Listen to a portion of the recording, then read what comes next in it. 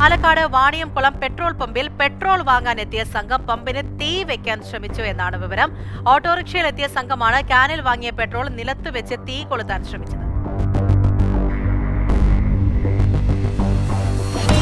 വാണിയംകുളത്തെ ഒരു പെട്രോൾ പമ്പിൽ പെട്രോൾ വാങ്ങിക്കാനെത്തിയതായിരുന്നു സംഘം.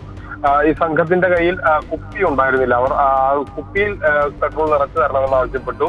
എന്നാൽ ഈ പെട്രോൾ പമ്പിലെ ജീവനക്കാർ അതിന് സമ്മതിച്ചില്ല.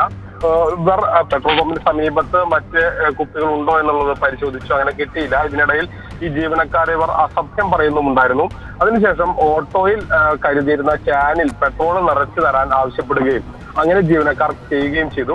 ഈ ജീവനക്കാർ കുപ്പി നൽകിയില്ല. അത് ജീവനക്കാരുടെ ഉത്തരവാദിത്തമാണെന്ന് ആരോപിച്ചുകൊണ്ടാണ് പെട്രോൾ പമ്പിന് തീ വയ്ക്കാൻ ഈ സംഘം ശ്രമിച്ചത്. 3 പേരായിരുന്നു ഈ ഓട്ടോയിൽ ഉണ്ടായിരുന്നത്. അവർ നിലത്ത് പെട്രോൾ ഒഴിച്ച് തീ കൊളുത്താൻ ശ്രമിച്ചു. പക്ഷെ എന്നാൽ ഭാഗ്യം കൊണ്ട് അത് നടന്നില്ല എന്ന് തന്നെ പറയാം. ഏതായാലും ഈ വിഷയത്തിൽ ഡിവൈഎസ്പിക്ക് പെട്രോൾ പമ്പ് ജീവനക്കാർ പരാതി നൽകിയിട്ടുണ്ട്.